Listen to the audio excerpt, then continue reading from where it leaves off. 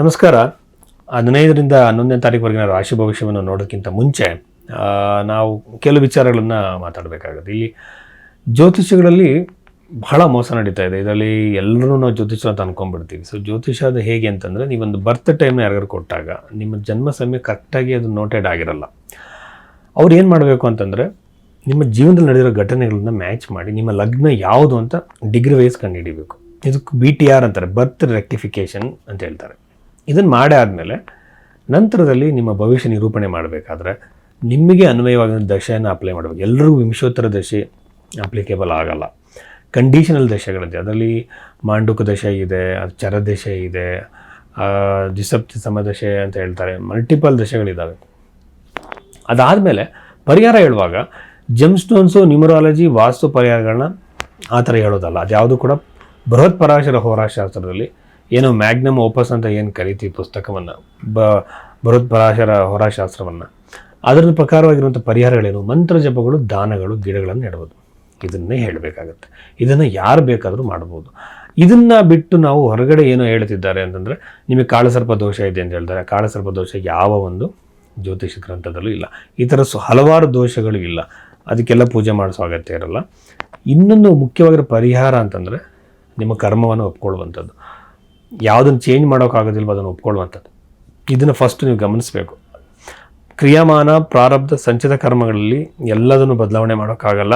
ಕ್ರಿಯಾಮಾನ ಕರ್ಮದಲ್ಲಿ ಇರುವಂಥದ್ದನ್ನು ಮಾತ್ರ ಸ್ವಲ್ಪ ಚೇಂಜಸ್ನ ಮಾಡ್ಕೋಬೋದು. ಅದು ಕೂಡ ಒಳ್ಳೆಯ ನಡತೆಯಿಂದ, ವ್ಯಕ್ತಿತ್ವದಲ್ಲಿ ಬದಲಾವಣೆಯಿಂದ. ನೀವು ಸಾತ್ವಿಕ ದಾರಿಯಲ್ಲಿ, ನ್ಯಾಯವಾಗಿರೋ ದಾರಿಯಲ್ಲಿ ಇದ್ದಾಗ ಮಾತ್ರ ನಿಮಗೆ ಪೂಜೆಗಳು ಪರಿಹಾರವನ್ನು ಸಿಗತ್ತೆ ಹೊರತು ಅನ್ಯಾಯ ದಾರಿಯಲ್ಲಿ ಇದ್ಕೊಂಡು ಯಾವುದೋ ಪೂಜೆ ಮಾಡಿದ್ರೆ ಖಂಡಿತ ಅನುಕೂಲ ಆಗಲ್ಲ. ಜ್ಯೋತಿಷದಲ್ಲಿ ಹಲವಾರು ಮಿಸ್ಅಂಡರ್ಸ್ಟ್ಯಾಂಡಿಂಗ್ಸ್ ಇದೆ. ಇಲ್ಲಿ ರಾಶಿಯಿಂದ ಇಡೀ ಜೀವನವನ್ನು ಹೇಳೋಕ್ಕೆ ಸಾಧ್ಯ ಇಲ್ಲ. ಈಗ ಜಾತಕದಲ್ಲಿ ಡೈವರ್ಸ್ ಅಂತ ಇದೆ ಅಂತ ಅಂದ್ಕೊಳ್ಳೋಣ. ನಿಂಗೆ ಡೈವರ್ಸ್ ಆಗುತ್ತೆ ಅಂತಾರೆ. ಯಾವಾಗ ಆಗುತ್ತೆ? ಮನೆ ಕಟ್ತೀರಾ ಅಂತ ಇರುತ್ತೆ.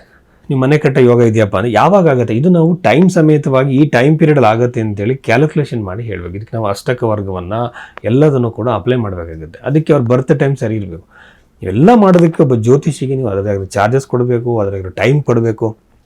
ನಾನು ಜ್ಯೋತಿಷಿ ಅಂತೇಳಿ ಎಲ್ಲರೂ ಹೇಳಿದಾಗ ಇವೆಲ್ಲ ಅವ್ರು ಮಾಡ್ತಾ ಇದ್ದಾರಾ? ನಿಮ್ಮ ಬರ್ತ್ ಟೈಮ್ ಸರಿಯಾಗಿ ಇದೆಯಲ್ಲ ಅಂತ ನೋಡ್ತಿದ್ದಾರಾ? ಲಗ್ನ ಸರಿಯಾಗಿದೆಯಲ್ಲ ಅಂತ ಚೆಕ್ ಮಾಡಿದ್ದಾರಾ? ಅದಾದಮೇಲೆ ನಿಮ್ಮ ಜೀವನದಲ್ಲಿ ನಡೆದಿರೋ ಘಟನೆಗಳಿಗೆ ಅದನ್ನು ಮ್ಯಾಚ್ ಮಾಡಿ ನೋಡಿದ್ದಾರಾ? ಅದಾದಮೇಲೆ ಯಾವ ಥರ ದಶೆಯನ್ನು ಅಪ್ಲೈ ಮಾಡಿದ್ದಾರೆ? ಇದನ್ನೆಲ್ಲ ನೋಡಿಕೊಂಡು ಜ್ಯೋತಿಷ ಕ್ವಾಲಿಫಿಕೇಷನ್ ನೀವು ಕಂಡುಹಿಡಬೇಕಾಗುತ್ತೆ. ಸುಮ್ಮನೆ ಎಲ್ಲರನ್ನ ಜ್ಯೋತಿಷ ಅಂತ ಯಾವ ಕಾರಣಕ್ಕೂ ನಂಬಕ್ಕೆ ಹೋಗ್ಬೇಡಿ. ಈಗ ಕೆಲವರು ಪೂಜೆಗಳೆಲ್ಲ ಮಾಡಿಸೋದಕ್ಕೆ ಹೋಗಿ ತುಂಬ ಮೋಸ ಹೋಗ್ತಿದ್ದಾರೆ. ಏನೇನೋ ಪೂಜೆಗಳಿಗೆ ದುಡ್ಡು ಕೊಟ್ಟು ಹಣ ಕಳ್ಕೊತಿದ್ದಾರೆ. ಆ ಕಾರಣಕ್ಕಾಗಿ ನಾನು ಇಂಟ್ರಡಕ್ಷನಲ್ಲಿ ಇದನ್ನೆಲ್ಲ ಹೇಳ್ತೀನಿ. ತುಂಬ ಜನ ಯಾಕೆ ಸರ್ ನೀವು ಇಷ್ಟೊಂದು ಲೆಂತಿಯಾಗಿ ಹೇಳ್ತೀರಾ ಇದ್ರ ಬಗ್ಗೆ ಅಂತಾರೆ. ಯಾಕೆ ಅಂತಂದರೆ, ಕಷ್ಟಪಟ್ಟು ಸಂಪಾದನೆ ಮಾಡಿರೋ ದುಡ್ಡನ್ನು ಅನವಶ್ಯಕವಾಗಿ ಯಾವುದಕ್ಕೂ ಖರ್ಚು ಹಾಳು ಮಾಡ್ಕೊತಿರ್ತಾರೆ. ಹಾಗಾಗಿ ಅವ್ರಿಗೆ ನಾವು ಮನವರಿಕೆ ಮಾಡಿಕೊಡ್ಲೇಬೇಕು. ಜ್ಯೋತಿಷ್ಯದ ಮೇಲೆ ಒಂದು ಕಪ್ಪು ಚುಕ್ಕೆ ಬರುತ್ತೆ. ಜ್ಯೋತಿಷ್ಯ ಸತ್ಯವಾಗಿರುವಂಥದ್ದು, ಅದು ವಿಜ್ಞಾನ, ಅದು ಯಾವತ್ತೂ ತಪ್ಪಲ್ಲ. ಬಟ್ ಇಲ್ಲೇನಾಗ್ತಿದೆ, ಅದನ್ನು ದುರುಪಯೋಗ ಪಡಿಸ್ಕೊಳ್ಳೋದ್ರಿಂದ ನಾವು ಹೇಗೆ ರಕ್ಷಣೆ ಪಡ್ಕೋಬೇಕು ಅನ್ನೋದಕ್ಕೋಸ್ಕರ ಈ ಇಂಟ್ರೊಡಕ್ಷನ್ ನಾನು ಯೂಶ್ವಲಾಗಿ ಕೊಡ್ತೀನಿ. ಮಿಥುನ ರಾಶಿಗೆ ಸಂಬಂಧಪಟ್ಟಂತೆ ನಾನು ಹೇಳೋದಾದರೆ, ಸೊ ಮಿಥುನ ರಾಶಿಯಲ್ಲಿ ಗುರುಗ್ರಹ ಒಂದು ವಕ್ರಿಯಾಗಿರುವಂಥ ಗ್ರಹ ಯಾವಾಗಲೂ ಬಹಳಷ್ಟು ಶಕ್ತಿನ ಪಡೆದಿರುತ್ತೆ. ಬಟ್ ಒಂದು ಸಲ ನೆಗೆಟಿವ್ ಆಗಿ ಕೂಡ ಬಿಹೇವ್ ಮಾಡುತ್ತೆ. ಯಾರೋ ಒಬ್ಬರು ದೊಡ್ಡ ಜ್ಯೋತಿಷರು ಹೇಳಿರೋದೇನೆಂದರೆ, ಯಾವುದಾದ್ರೂ ವಕ್ರಿಗ್ರಹ ರಾಹುವಿನ ಹಾಗೆ ಬಿಹೇವ್ ಮಾಡುತ್ತೆ ಅಂತೇಳಿ. ಈ ವಕ್ರಿಗ್ರಹ ಇರುವಂಥ ಗುರುಗ್ರಹ ಸಪ್ತಮ ಭಾವವನ್ನು ನೋಡ್ತಾ ಇರೋದು ತನ್ನ ಸ್ವಂತ ಮನೆಯನ್ನು ನನ್ನ ಪ್ರಕಾರವಾಗಿ ವಿವಾಹದ ಪ್ರಾಪ್ತಿ ಆಗುತ್ತೆ. ಈಗ ಕೆಲವು ಗಂಡ ಹೆಂಡತಿ ಜಗಳ ಮಾಡ್ಕೊಂಡು ದೂರ ಆಗಿರ್ತಾರೆ, ಸೆಪ್ರೇಷನ್ ತನಕ ಬಂದಿರುತ್ತೆ, ಅಥವಾ ಬಿಟ್ಟೋಗಿ ತುಂಬ ಜನ ಸೆಪ್ರೇಟ್ ಆಗಿರ್ತಾರೆ. ಹೊಸದಾಗಿ ಮದುವೆ ಆದವರಂತೆಲ್ಲ 50-60 ವರ್ಷ ಮದುವೆ ಆದ ನಂತರದಲ್ಲೂ ಕೂಡ ಗಂಡನ್ನು ಬಿಟ್ಟೋಗಿ ಮಕ್ಕಳ ಜೊತೆ ಇರುವಂತಹ ಹೆಣ್ಣುಮಕ್ಕಳು ಇದ್ದಾರೆ. ಈ ನಾನಾ ಬಗೆಯ ಸಮಸ್ಯೆಗಳು ಬಗೆಹರಿಯೋ ಸಾಧ್ಯತೆ ಈ ಮಿಥುನ ರಾಶಿಯಲ್ಲಿ ಕಾಣ್ತಾ ಇದೆ. ಮೂರನೇ ಮಲ್ಲಿರುವಂಥ ಕೇತು ಗ್ರಹ. ಈಗ ನಾನು ವಾಸ್ತುವಲ್ಲಿ ನಾನು ಹೇಳ್ತಾ ಇದ್ದೆ, ವಾಸ್ತುಗೆ ಸಂಬಂಧಪಟ್ಟಂತೆ ನಾವು ನೋಡುವಾಗ ಒಂದು ಮನೇಲಿ ಎಲ್ಲಿ ಪ್ರಾಬ್ಲಮ್ ಇದೆ ತಿಳ್ಕೊಬೇಕು ಅಂದರೆ, ಅದು ಎಂತೆಂಥದ್ದು ತಂದು ಮೆಷಿನರಿಗಳಲ್ಲಿ ನೋಡ್ತಾರೆ, ಅದಲ್ಲ. ಪ್ರಶ್ನೆ ಕುಂಡ್ಲಿನ ಹಾಕಬೇಕು. ದೇವಕೇರಳಮಲ್ಲಿ ಒಂದು ಚಿಂತನೆ ಇದೆ, ಅದನ್ನು ನಾವು ಪ್ರಶ್ನೆಯಲ್ಲಿ ಕವಡೆಯನ್ನು ಹಾಕಿ ಪ್ರಶ್ನೆಶಾಸ್ತ್ರವನ್ನು ನೋಡಿದಾಗ ಕೇತು ಗ್ರಹ ಎಲ್ಲಿದೆ, ರಾಹು ಗ್ರಹ ಎಲ್ಲಿದೆ ಅನ್ನೋ ಆಧಾರದ ಮೇಲೆ ಯಾವ ದಿಕ್ಕಿನಲ್ಲಿ ಸಮಸ್ಯೆ ಉಂಟಾಗಿದೆ ಅಂತ ಕಂಡುಹಿಡಿದು ವಾಸ್ತುಶಾಸ್ತ್ರ. ಈ ಬಗೆಯಲ್ಲಿ ನೋಡಿದಾಗ ಕೇತುವಿನ 3ನೇ ಪ್ಲೇಸ್ಮೆಂಟ್ ಅಣ್ಣ ತಮ್ಮಂದರೆ ಕಿರಿಕಿರಿ ಉಂಟು ಮಾಡುತ್ತೆ. ಅಥವಾ ಕೊಲೀಗ್ಸ್ ನಿಮಗಿಂತ ಚಿಕ್ಕವರಿದ್ದರೆ ಅವರಿಂದ ಜೂನಿಯರ್ಸ್ಗಳಿಂದ ನಿಮಗೆ ಹಿಂಸೆಗಳು, ಪ್ರಾಬ್ಲಮ್ಗಳು ಕ್ರಿಯೇಟ್ ಆಗುತ್ತೆ. ಇದರ ನಂತರಲ್ಲಿ ಬಿಸ್ನೆಸ್ಸಿಗೆ ಸಂಬಂಧಪಟ್ಟಂತಹ ವ್ಯಾವಹಾರಿಕವಾದಂತಹ ಇಂಟ್ರೆಸ್ಟ್ ನಿಮಗಿದೆ ಅಂತಂದರೆ ಖಂಡಿತವಾಗಲೂ ಸಹ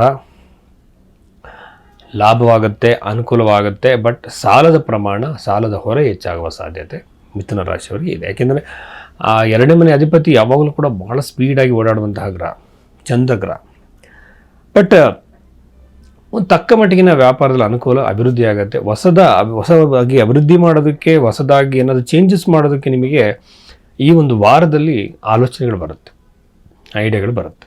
ಕೆಲವರಿಗೆ ಏನಾಗುತ್ತೆ ಅಂದರೆ ಬಿಸ್ನೆಸ್ ಮಾಡೋದ್ರಲ್ಲಿ ಹೊಸ ಹೊಸ ಆಲೋಚನೆಗಳು ಬರ್ತಾನೆ, ಏನು ಮಾಡ್ತಿರ್ತಾರೋ ಅದರಲ್ಲೇ ಇರ್ತಾರೆ. ಅಪ್ಡೇಟ್ ಆಗುವಂತಹ ಸಾಧ್ಯತೆ ಈ ಒಂದು ರಾಶಿಯವರಿಗೆ ಈ ವಾರದಲ್ಲಿ ಸೃಷ್ಟಿಯಾಗುತ್ತೆ.